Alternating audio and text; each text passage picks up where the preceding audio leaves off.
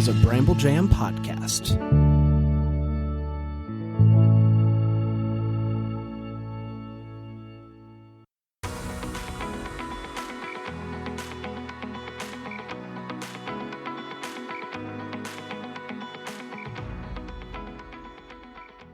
Welcome to Girls Gone Hallmark, a Hallmark review podcast. I'm Megan, and I'm a longtime Hallmark fan. I'm Wendy. I'm a former Hallmark hater. Today we're discussing Deck the Walls, a movie that originally premiered on Friday, November 29th on the Hallmark Channel.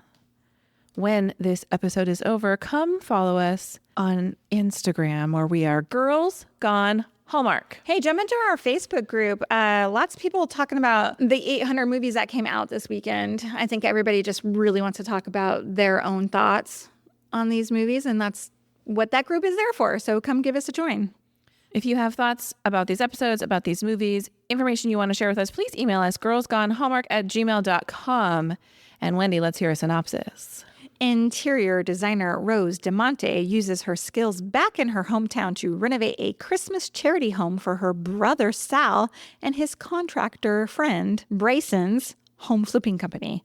Jake Van Wagoner directed Deck the Walls. This is Jake's 7th directing credit and his first for Hallmark. He has worked as a producer on Hallmark films like Holly and Ivy, Christmas in Vienna, and Christmas Tree Lane. Danny Pellegrino and Tracy Andreen wrote the script for Deck the Walls. Per Danny, if you haven't listened to our interview with him, this script was his idea and Tracy took on the role of Hallmarkifying it. This is Danny's first writing credit. He also has a leading role in this movie playing Sal DeMonte. This is Tracy Andreen's 35th writing credit. She also wrote Holiday Crashers and The Magic of Lemon Drops, among other favorites like The Holiday Sitter and 2 Tickets to Paradise. Wes Brown plays Bryson Douglas. This movie marks Wes's 45th acting credit. Just this year, he's also appeared in Love on the Danube Love Song, as well as Autumn at Apple Hill. I have a real love affair happening with Wes Brown for some reason. Me too. I don't know what it is. What's not to love? Right. Ashley Greene plays Rose DeMonte. Ashley has 52 acting credits and is probably best known for her role as Alice in the Twilight series. Never seen it.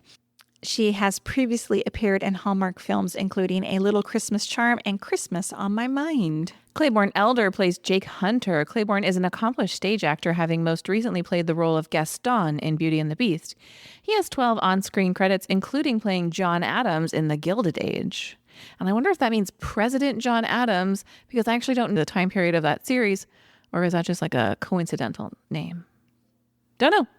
Me neither. Carolyn Hennessy plays Aunt Gigi. Carolyn has 198 acting credits, which includes 656 episodes of General Hospital. She also appeared on Cougar Town and in the Disney series Jessie. Look, hey, Jessie. I'm processing how stupid that sounds. Like, the Gilded Age is a time period, so I should know when that is. Are you stuck on that? But I don't. I'm sorry. I don't know when the Gilded Age is. Lindsay Pulsifer plays Bianca. Lindsay has 52 acting credits. While this appears to be her first Hallmark credit, she did appear in True Blood, a series that Wes Brown also did 7 episodes of. Cora Bella plays Arabella in this movie. Deck the Walls was filmed in Utah, mostly in the city of Midway, about an hour outside of Salt Lake City, per Danny Pellegrino. Let's take a quick break and come right back with our first impressions of Deck the Walls.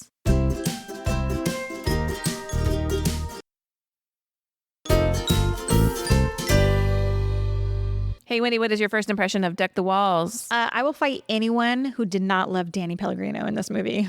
My first impression is I'm going to need Danny Pellegrino in all of the Hallmark movies now, please. Wasn't he great in this movie? He is the best part about this movie. I agree. Now, I was thinking this morning, I was like, what do I want to see Danny Pellegrino in? And the first thing that came to my mind, I was like, I need Danny Pellegrino and Erica Tovley in like a buddy comedy. Yeah. I like that idea. What about Danny Pellegrino as like a podcast host who...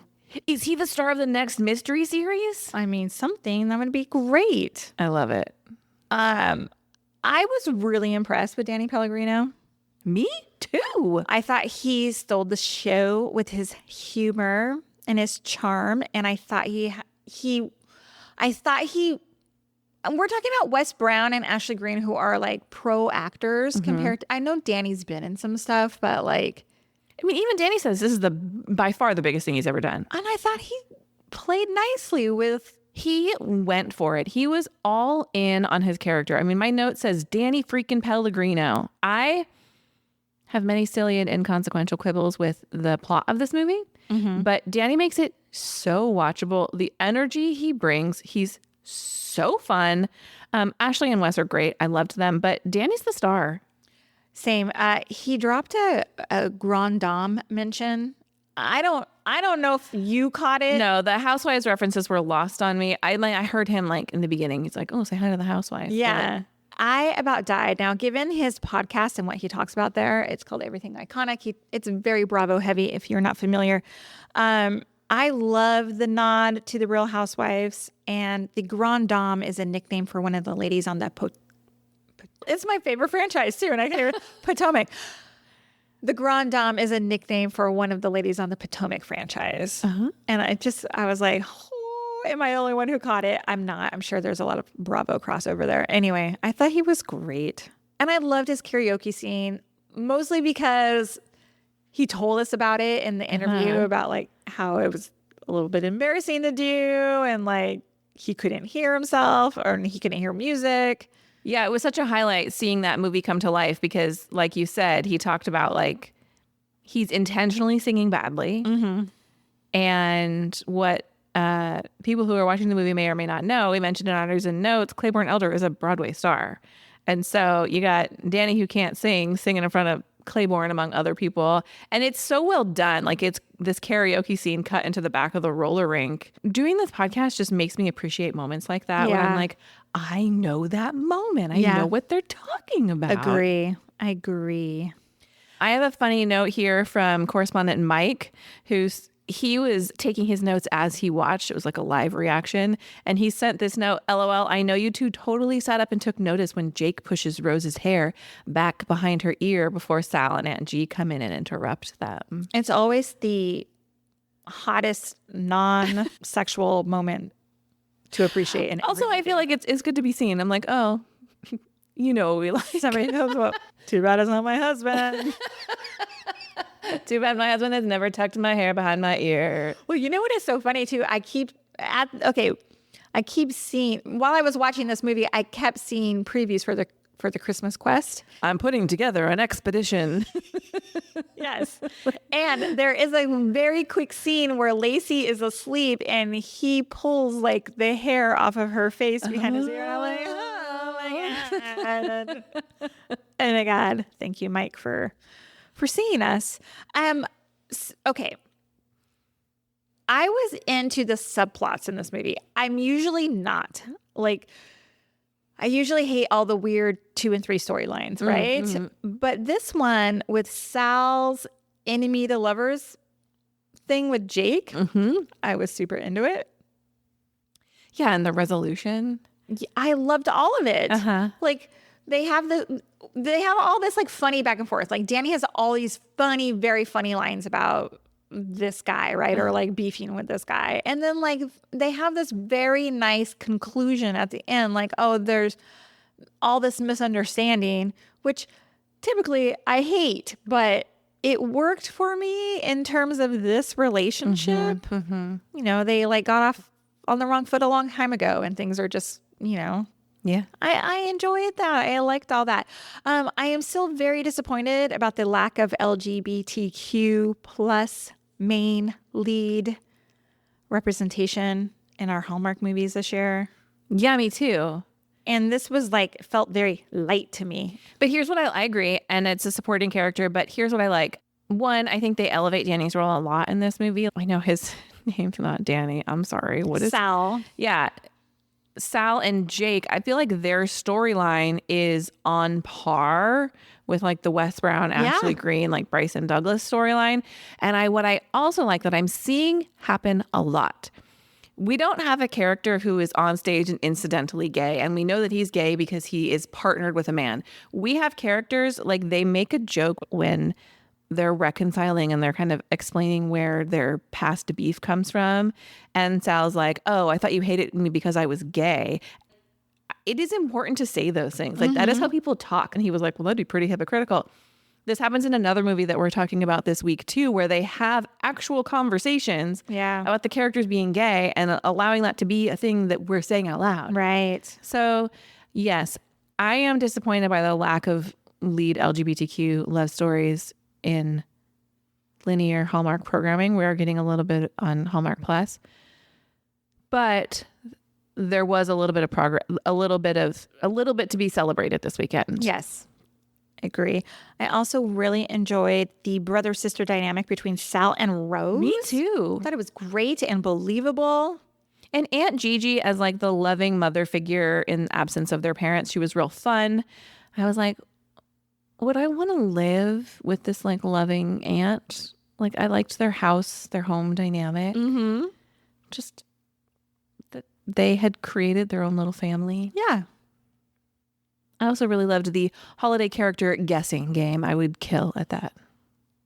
That was so well done. Uh-huh.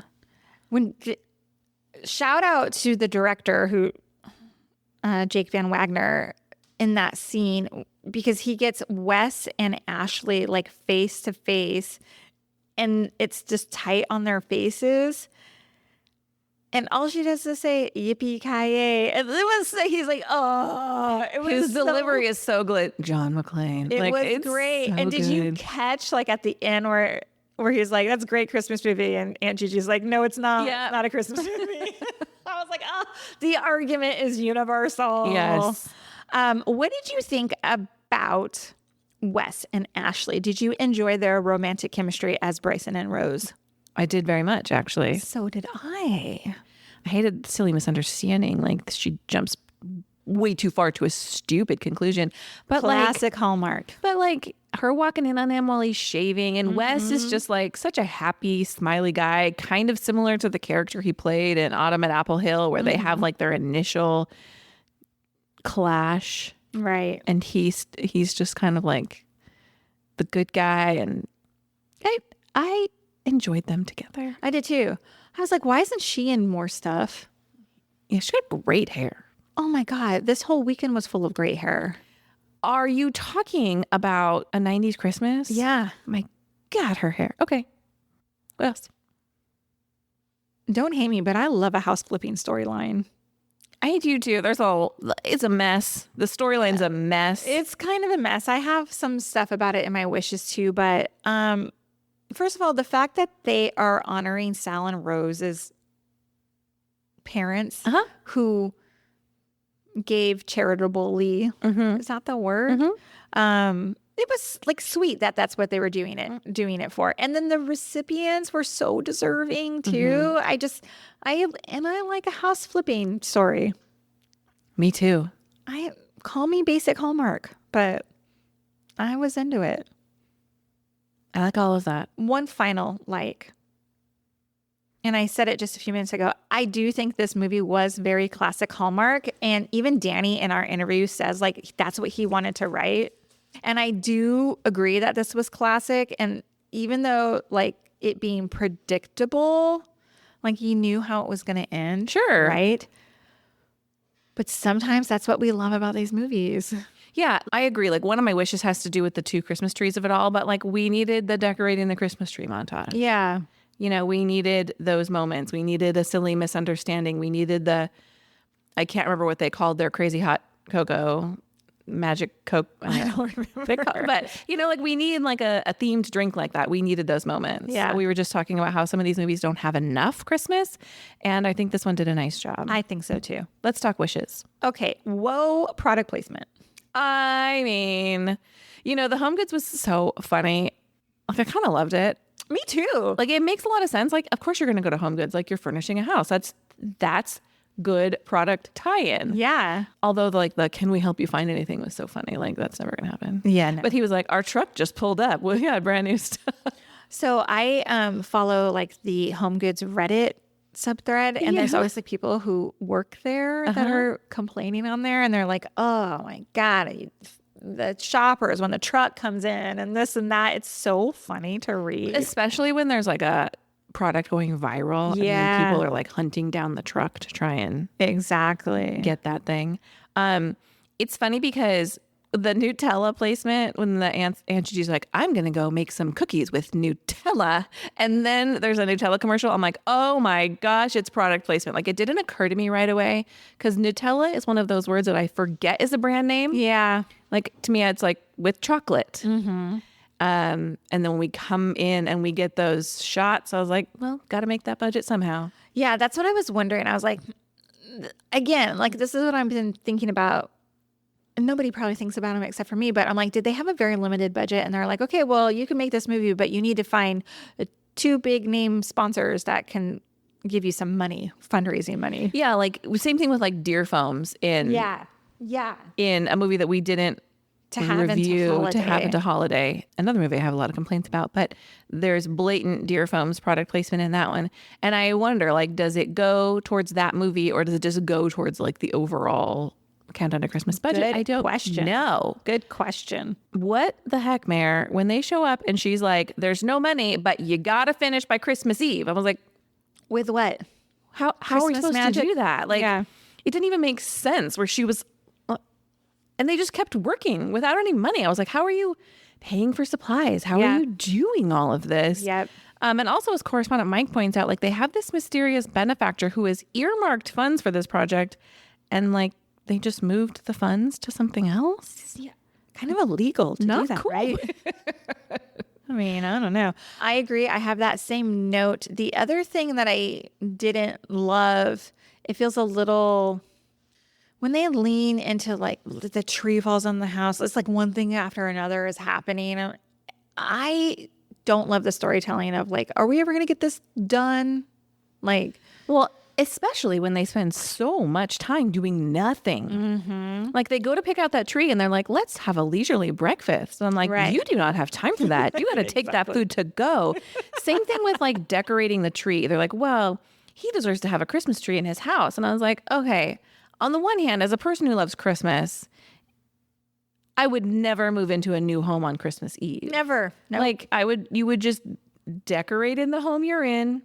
You would enjoy Christmas and then deal with all that on the 26th. Right. But they took a full day and decorated that tree with the family, a tree that they weren't even going to take with them because they had already bought them a new tree. Right. And so I was like, wait, you guys are in such a hurry. Sal's over at the house hustling by himself. And you're spending all this time, you're wasting time. Right. So when the tree falls, this is a big problem. Hey, what'd you think about the gingerbread house transitions? Honestly, can't recall. They had like a gingerbread house that was built to look like the house they're renovating. I did, and they had a little sign in front of it that was like counting down the days. Yes, and they even like had a tree fall through the roof of the gingerbread house. Oh my God, I didn't even notice that. That was very clever. I love a good transition. I didn't notice those details. I do remember the house now. When you said gingerbread, I'm thinking a brown house, but it was white. It was frosted, right? yeah. Okay. Mike did wonder, and maybe I missed it. Correspondent Mike sent this email. Like you have the principal who this new house is going to, and his daughter are going to be living together, but they're both like, he's a principal. She's, I think, an EMT. Something like that. Yep. They're both employed. Like, why are they needing? Why are they receiving like charity? Yeah. Do we know that? That is a good question. I remember Jake talking about like how the principal helped him so much, but I don't remember the specifics About why they needed it. why they were getting that house. Yeah, I don't know. Cool. Any other wishes? No, just one, and it's kind of a throwaway. Again, classic Hallmark where we have Bryson's ex Yeah.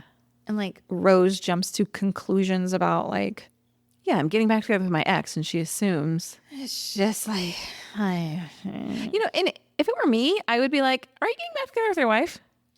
it's just a simple Instead of question. going to the airport? Yeah. I'm out of here. Like, she just leaves, and they all just stand there like, bye, Rose. Yeah. Like, they just accept that she's runaway Rosie, and nobody's like, Runaway Rosie, yeah. you committed to this project. Like, nobody says to her, why are you flying home on December 23rd? Yeah. I did think it was quite touching that he fixed her little figurine that she would use for tablescapes, because if you recall, Danny was inspired to write this, or the story was inspired by like tablescaping. So Yes, when he hands her the box, I'm like, he fixed the figurine. so sweet. But also, why would she be carrying on like this gift too? Like, wouldn't you like try to shove that in your bag? Maybe there's no room. I don't know. It's time for Did You See That? I only have one. It's from IMDb. Okay. I wish I could not come up with one. Rose walks in on Bryson shaving in the bathroom, and the amount of shaving foam around his lips and his jaw changes visibly. Somebody wrote this on IMDb. Yeah, it jumps all over from scene to scene. Oh, really? All over. Like every time they cut away, it's different. Oh, that's funny. I had that Did You See That as well. My second Did You See That comes from correspondent Mike, who was so busy this weekend. Thank you. He says, is this a new Hallmark trope? This is the second movie this season that deals with a home renovation that is supposed to culminate in a live reveal on TV on Christmas Eve. Also, another home renovation that is being done at the ancestral home of the lead. Yeah, Santa Tell Me was the other one, right? Yes, ma'am. Yeah. What did you rate this movie? I gave it 3.75 stars. I gave it 4 stars. I found it a delight from top to bottom. Thank you for listening to Girls Gone Hallmark, a Bramble Jam podcast. If you love this podcast, we love your ratings and reviews. Leave them in the Apple Podcast app. We'll see you next time. Goodbye.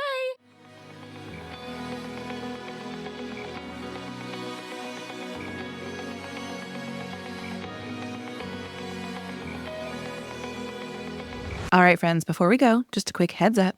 You're about to hear some ads. These little gems help us keep the show running and the Hallmark love flowing.